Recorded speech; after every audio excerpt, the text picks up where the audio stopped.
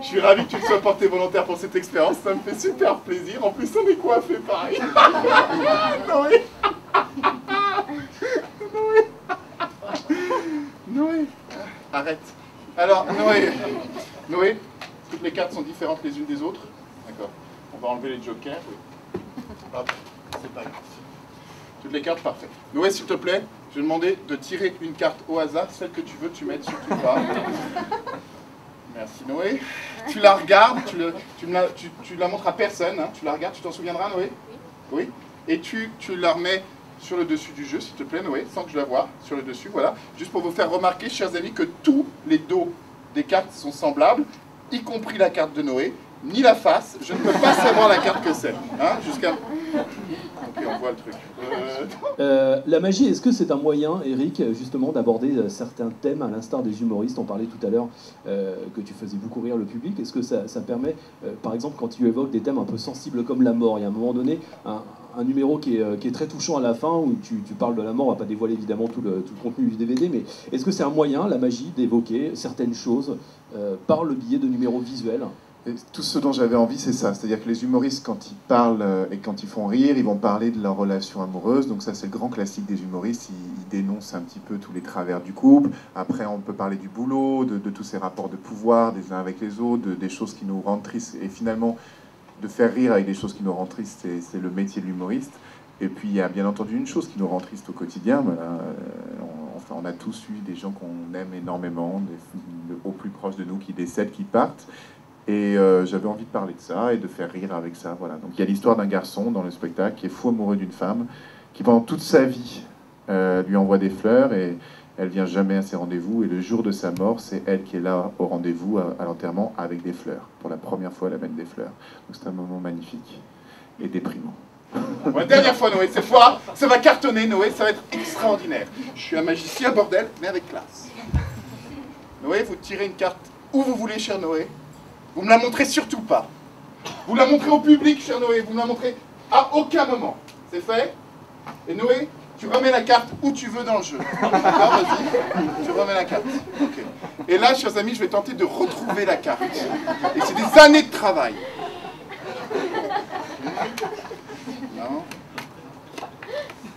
C'est ça? Tu es malade. Ce n'est pas ça. J'imagine qu'il y a beaucoup, évidemment, sans révéler les ficelles et les secrets de tous tes numéros, j'imagine qu'il y a beaucoup de préparation avant de monter sur scène. Ouais, on s'en rend pas compte forcément, mais sans tout nous dévoiler, quelle est la part de préparation? Combien d'heures, clairement? Il y a 3 à 4 heures de préparation pour une représentation, et puis encore 1 heure derrière de remettre les objets en état. Puis en plus, il y a la lumière et le son, et ça dure au moins 4 heures de plus. C'est un vrai show, quoi. Ouais, il y a un travail de préparation. C'est vrai que c'est pas la même chose qu'un humoriste. On peut pas arriver les mains dans les poches et faire les vannes et repartir. C'est pas. Mais bon, la préparation des humoristes est aussi importante parce qu'il y a une préparation de concentration, de mise en état. C'est-à-dire que les gens, ils arrivent dans la salle avec tout un tas de pensées du quotidien. Peut-être ils se sont fait chier dans la journée, peut-être ils ont passé une mauvaise journée à l'école, les profs n'étaient pas sympas, ils sont engueulés avec leur femme, ils arrivent au spectacle, ils sont tous dans un état. Et pour moi, ce spectacle, c'est un voyage, c'est-à-dire que les gens rentrent dans un état et doivent ressortir dans un autre. Et cet autre état, c'est une envie de délire, une envie de folie et une envie d'aimer sa propre folie. C'est une envie de libération. Et pour moi, le théâtre, c'est ces derniers lieux de cérémonie un peu sacrés.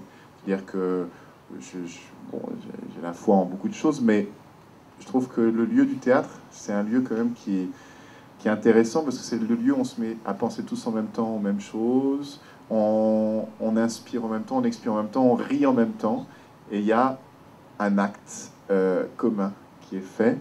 Et beaucoup de profs de théâtre vont dire que c'est un acte amoureux, c'est un acte, ouais, on est en amour avec les gens qui sont sur scène, et les gens qui sont sur scène sont en amour avec les gens qui sont dans le public, et puis, hop, on va ailleurs. Non, bah, vas-y, tu mélanges, vas-y, ça paraît normal, quoi. Oh, la classe! Tu fais un peu de la magie, tout ça? Classe! Mesdames et messieurs, Noé, ici. Merci, mon vieux. Tu veux bien tirer une carte au hasard, celle que tu veux, surtout tu ne mets pas? Voilà, tu la regardes, tu me la montres surtout pas. Et ce que je vais te demander, Noé, c'est de la signer à l'aide du feutre qui est... Ah, le voilà. Noé, s'il te plaît, tu signes la carte sur la face de la carte, pas ta face, sinon je te retrouve. C'est trop facile. Ça veut rien dire cette phrase, mais c'est rigolo. Noé, c'est bon, tu as signé la carte? C'est bon, mon vieux? Merci. Tu vous... Voilà. Super, merci. Noé, tu me dis stop quand tu veux. Stop. Trop tard. Vas-y, Noé, tu dis stop quand tu veux. Stop ici, tu remets ta carte. Chers amis, on va passer de l'autre côté du miroir. Alice au pays des merveilles. Un mot sur les bonus du DVD, qui sont très nombreux à l'intérieur. Alors, évidemment, ça va au-delà de la simple interview des bonus un peu classiques qu'on retrouve d'un DVD à l'autre, puisque toi, tu expliques carrément et tu dévoiles certaines choses, notamment 4 tours de magie. Je crois même qu'il y a un bonus caché avec un 5e tour. J'ai pas encore trouvé, mais tu vas trouver. On va trouver. C'est des tours très simples à faire, que tout le monde peut faire évidemment. Il y a la corde coupée à l'intérieur, il y a le coup de la banane avec un autre numéro que tu as fait tout à l'heure, le jeu de cartes. Quel conseil, toi, tu donnerais aujourd'hui à un jeune magicien qui souhaiterait se lancer dans ce métier?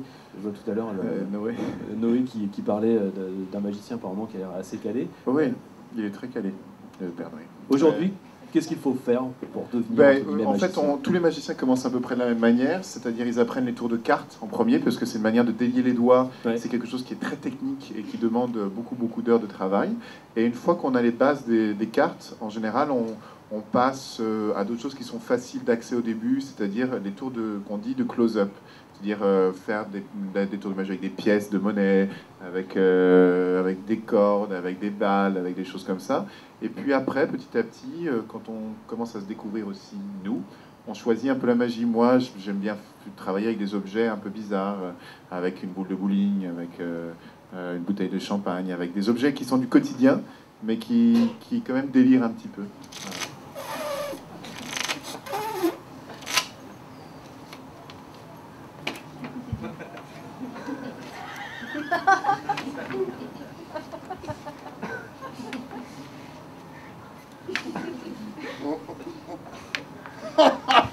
C'est le bordel!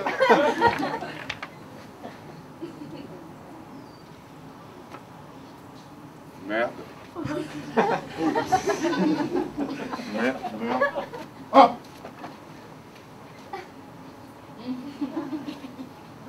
C'est absolument dégueulasse, mais pourtant, c'est la bonne carte. N'est-ce pas, Noé? Mesdames et messieurs, Noé, s'il vous plaît! Donc le conseil, c'est les cartes, acheter des livres sur les cartes, des vidéos. Il y a beaucoup de vidéos qui existent. Manipulation des cartes. Sur les cartes, au début, pas forcément de la manipulation, parfois des choses juste un tout petit peu pensées, psychologiques, sont suffisantes pour commencer. Et puis démarrer, pourquoi pas, donc avec les bonus. Il y a DVD, donc des tours, mais c'est vrai que le DVD, tout le monde le sait, le DVD est maintenant un objet un peu bizarre et un peu obsolète, puisque on est à l'âge de l'Internet, les gens téléchargent tout ça, et donc ça n'a pas vraiment d'intérêt. Mais ce que j'avais envie, c'est que le DVD soit plus qu'un DVD. Chaque menu, c'est un numéro. On a mis plein de numéros en plus qui sont cachés. J'avais envie de faire un DVD qui ressemble au spectacle, c'est-à-dire un truc qui soit délirant, avec des choses cachées, avec des interviews avec des mini-séries, avec des tours de magie, avec des coulisses du spectacle, avec des moments où on pense qu'on sait mais on ne sait pas. Enfin, voilà. Il y a une vraie valeur ajoutée. J'ai essayé. Voilà, qu'on pourra découvrir dans ce DVD que tu vas dédicacer dans quelques instants. Oui. Dernière question, le spectacle repart en tournée, je crois qu'il y a encore quelques dates. Il y a encore quelques dates de tournée, vous pouvez aller sur le site ericantoine.com. Voilà, et le prochain spectacle, est-ce qu'il est en cours de préparation? Le prochain spectacle est en cours de préparation, j'écris beaucoup avec ma chérie, et on devrait être prêt pour le milieu de l'année prochaine.